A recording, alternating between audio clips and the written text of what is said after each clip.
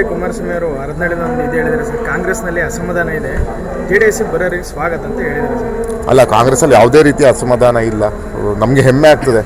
ಕಾಂಗ್ರೆಸ್ಸಲ್ಲಿ ಈ ಬಾರಿ ಸಾಮಾಜಿಕವಾಗಿ ಎಲ್ಲ ಸಮಾಜಕ್ಕೆ ಕೊಡುವಂಥ ಕೆಲಸವನ್ನು, ಸಚಿವ ಸ್ಥಾನ ಕೊಡುವಂಥ ಕೆಲಸವನ್ನು ಇವತ್ತು ರಾಜ್ಯ ಸರ್ಕಾರದ ಮುಖ್ಯಮಂತ್ರಿಗಳಂತ ನಮ್ಮ DK ಶಿವಕುಮಾರ್ ಸಾಹೇಬರು ಹಾಗೂ ಮಾಜಿ ಮುಖ್ಯಮಂತ್ರಿ ಸಿದ್ದರಾಮಯ್ಯ ಸಾಹೇಬರು ಮಾಡಿದ್ದಾರೆ.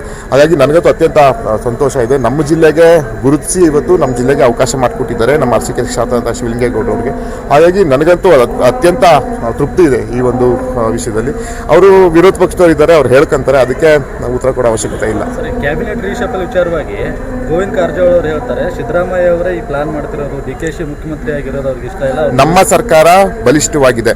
ನಮ್ಮ ರಾಜ್ಯದಲ್ಲಿ 2 ಜೋಡೆತ್ತುಗಳು, ಒಂದು ಘನ ಸರ್ಕಾರದ ಮುಖ್ಯಮಂತ್ರಿಗಳಾದಂತಹ ಸಿದ್ದರಾಮಯ್ಯ, ನಮ್ಮ DK ಶಿವಕುಮಾರ್ ಸಾಹೇಬರು, ಮಾಜಿ ಮುಖ್ಯಮಂತ್ರಿಗಳಂತಹ ಸಿದ್ದರಾಮಯ್ಯ ಸಾಹೇಬ್ ಅವರ ನೇತೃತ್ವದಲ್ಲಿ ನಮ್ಮ ಸರ್ಕಾರ ಅತ್ಯದ್ಭುತವಾಗಿ ನಡೀತಾ ಇದೆ. ಹಾಗಾಗಿ ಯಾವುದೇ ರೀತಿ ಅನುಮಾನ ಬೇಡ. ಯಾವುದೇ ವಿಪಕ್ಷದಲ್ಲಿ ಯಾವುದೇ ಮಾಜಿ ಸಚಿವರಾಗಿರ್ಬೋದು, ಶಾಸಕರಾಗಿರ್ಬೋದು, ಕೇಂದ್ರ ಯಾರು ಏನು ಹೇಳಿದ್ರು ಅದು ಅಸಂಬದ್ಧ. ಯಾಕಂತ ಹೇಳಿದ್ರೆ ಒಂದು ಇಷ್ಟು 3 ವರ್ಷ ಆಗಿದೆ, ಯಾವುದೇ ರೀತಿಯ ಸಮಸ್ಯೆ ಇಲ್ಲದೆ ಸರ್ಕಾರ ಇಷ್ಟು ಸರಳವಾಗಿ ಸರ್ಕಾರ ಸಾಗ್ತಿದೆ ಅನ್ನೋದು ಅವ್ರಿಗೆಲ್ಲ ಒಂದು ಹೊಟ್ಟೆ ಉರಿ.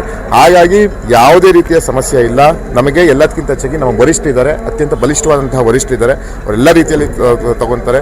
ನನಗಂತೂ ಅತ್ಯಂತ ಖುಷಿ ಇದೆ. ನಮ್ಮ ಘನ ಸರ್ಕಾರದ ಮುಖ್ಯಮಂತ್ರಿಗಳ ಒಂದು ಅಭಿವೃದ್ಧಿಯ ನಡೆ, ಅವರು ಆಗಿರುವಂತಹ ಒಂದು ದಾರಿ ಏನು ಹೋಗ್ತಾ ಇದೆ, ಅದು ನಮಗಂತೂ ಅತ್ಯಂತ ಖುಷಿ. ಜೊತೆ ನಾವೆಲ್ಲ ಯುವ ರಾಜಕಾರಣಿಗೆ ಹೋಗುವಂಥ ಅವರೊಂದು ಪ್ರೇರಣೆ ಆಗ್ತಾರೆ. ಅವ್ರು ನೋಡ್ತಾ ಇದ್ರೆ ನಮ್ಗೆ ಇನ್ನೂ ಹುಮ್ಮಸ್ ಬರ್ತದೆ. ನಾವು ರಾಜಕಾರಣದಲ್ಲಿ ನಾವು ಇನ್ನೂ ಜನರು ಕೆಲಸ ಮಾಡಬೇಕು, ನಾವು ಮತ್ತೆ ಆಯ್ಕೆ ಆಗಬೇಕು ಅನ್ನೋದು ಅವ್ರು ನೋಡಿ ನಾವು ಕಲಿಬೇಕು. ಅವ್ರು ನೋಡಿ ನಮ್ಗೆ ಇನ್ನೂ ಹುಮ್ಮಸ್ ಬರ್ತದೆ ಯುವ ರಾಜಕಾರಣಿಗಳು.